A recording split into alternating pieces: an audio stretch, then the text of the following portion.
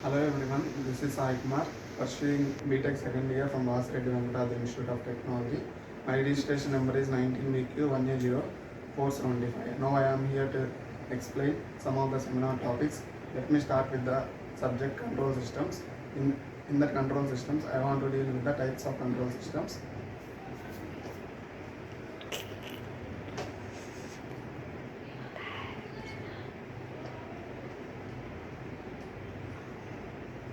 Types of control systems. Types of control systems. The open loop transfer function of a unity feedback system can be represented in two ways. First one, time constant form and the pole zero form. Let me discuss about the time constant form.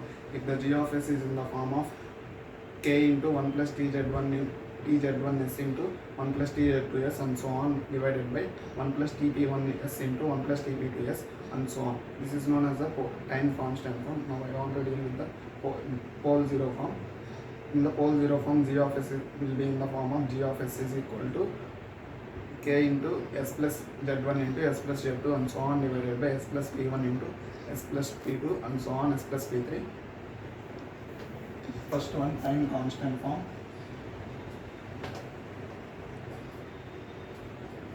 Will be in the form of g of s is equal to k into 1 plus tz1s into 1 plus tz2s and so on divided by 1 plus tp1s into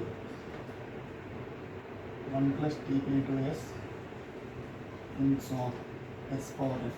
Next, pole zero form can be represented as g of s is equal to k into 1 s plus z1 into s plus z2 divided by s power n into s plus p1 into s plus p2 and so on. Here s power n indicates the number of integration. If we take the type 0 system, that means if n is equal to 0, if n is equal to 0, then the g of s has 0 poles at the origin. If s is equal to 1, then it is known as the type. N is equal to 1, if it is, then it is known as the type 1 system. Then g of s contains 1 pole at the origin. If n is equal to 2, then it is known as type 2 system. G of s contains 2 poles at the origin. Now let me deal with the type 1 system, type 0 and type 1 and type 2 system and the steady state errors.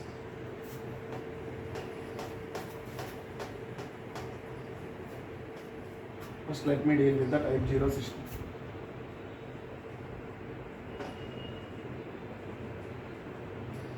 The time constant form of type 0 system can be represented as g of s is equal to k into 1 plus tz1s into 1 plus tz2s and so on divided by, here type 0 system is n is equal to 0, s power 0 into 1 plus tp1s into 1 plus tp2s and so on. First let me calculate the steady state errors. Steady state error means it describes the behavior and the stability of the control system. Next, first let me, if the given input signal is unit step input, then let me calculate the positional error constant. It is denoted by the kp and its formula is limit s tends to 0, g of s is equal to limit s tends to 0, g of s. If we substitute g of s, then we will get the value of a. Then the steady state error can be given as ess is equal to 1 by 1 plus kp is equal to, here kp is k, 1 by 1 plus k, so it is a finite value. Now if it is a unit step input, it is a finite. Now it is a unit ramp input.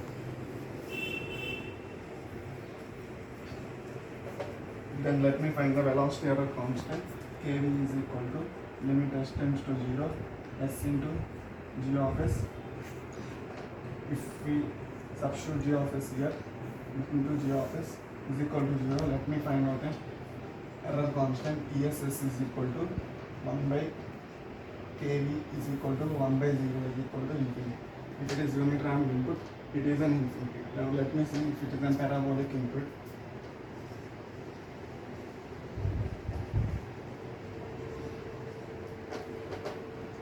For parabolic input, let me calculate the acceleration error constant. Ka is equal to limit s tends to 0, s square into g of s. If we substitute the g of s here, we will get the Ka is equal to 0. Now the positional error constant ESS is given as ESS is equal to 1 by Ka is equal to 1 by 0 is equal to infinity. So for the type 0 system, if we give the unit step input, the steady state error is finite, that is 1 by 1 plus Kp. If it is unit ramp input, that is infinite. If it is parabolic input, that is also infinite.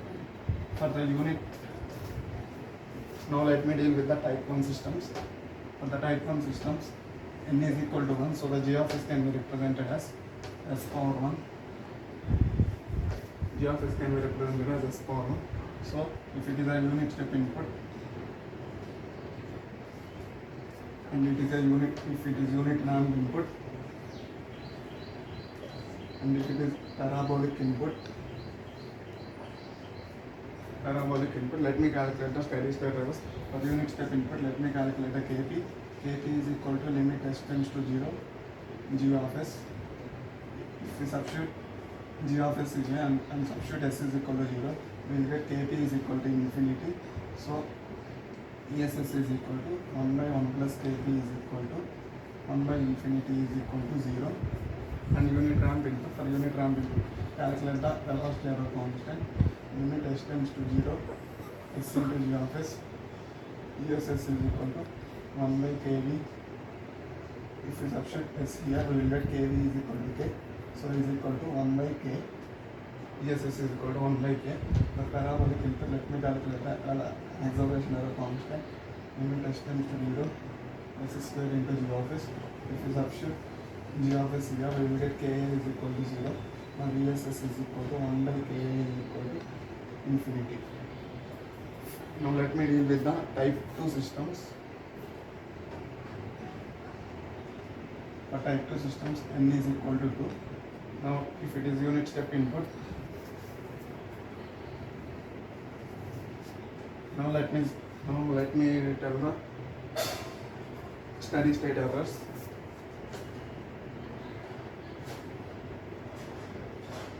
For unit step, unit ramp and parabolic input. Kp is equal to limit s tends to 0 of s. If substitute g of s and substitute s is equal to 0, we will get an infinity. So acceleration error constant is equal to steady state error is equal to 1 by 1 plus Kp is equal to 0. For Kv is equal to limit s tends to 0, s into g of s, where it is infinity. ESS is equal to 1 by Kv is equal to 1 by infinity is equal to 0.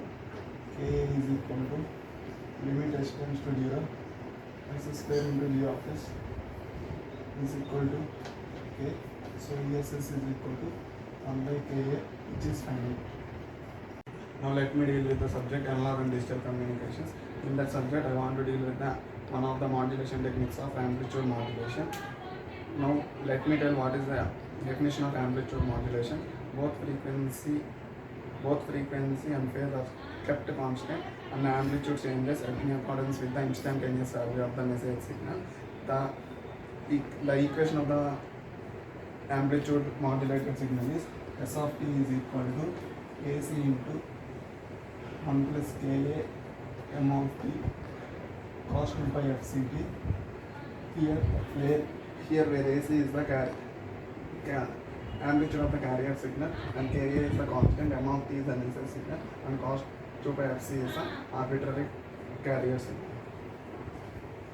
Now let me deal with one of the modulation techniques, which is known as the square law modulator.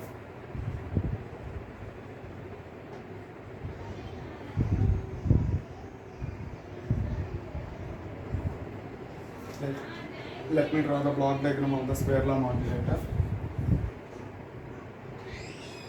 Here the block diagram consists of some function which has two inputs, m of t and c of t, and this is followed by the square law detector.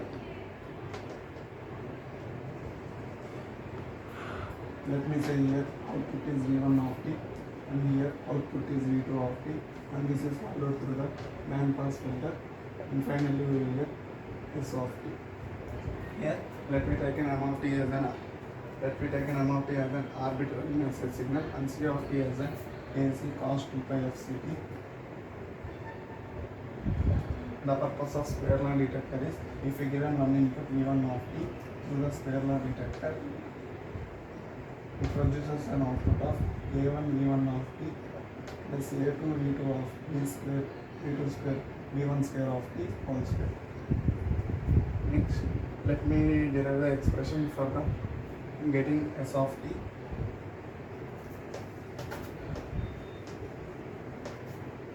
Getting S of t. Here V1 of t is equal to m of t plus c of t. M of t, where c of t is AC cos 2 pi f c t, and V2 of t is A1 V1 of t plus A2 V2 square of V1 square of t. Here V1 of t is A1 m of t plus AC cos 2 pi f c t into plus A2 into V1 of t whole square, that is m square of t plus AC square cos square 2 pi f c t plus 2AC m of t cos 2 pi f c t. Let me expand this term, is equal to A1 m of t plus A1 AC cos 2 pi f c t plus A2 m square of t. This cos square 2 pi f c can be written as 1 plus cos 4 pi f c t by 2. That means it can be written as A2 AC square by 2 plus A2 AC square by 2 cos 2 pi into 2 f c t plus 2 AC m of t cos 2 by f c t. Here let me take these are 6 terms, 1, 2, 3, 4, 5 and 6. Now let me draw the frequency spectrum of this equation.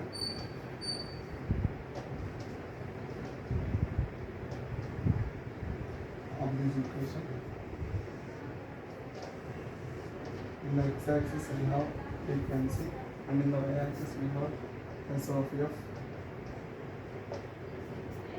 Here first one is A1 m of t, it means arbitrary Fourier sequence. It follows as like this: minus W2 plus W, it represents 1, and A1 is a cos 2 by fct, it is a carrier signal which is from minus fc2 plus fc.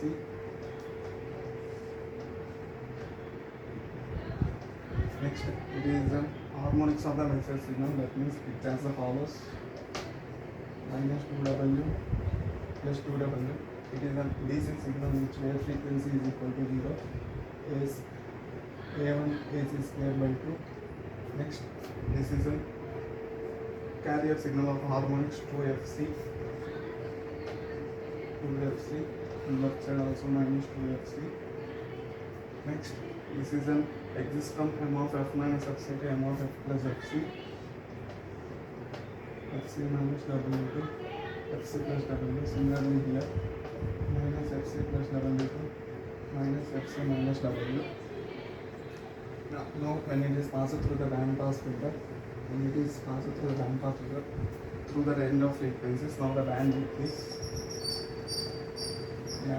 equal to higher frequency minus lower frequency. Here center frequency is fc plus w, minus of fc minus w, we will get 2w. Now the output of the band pass filter can be given as fc 216, where 216 terms are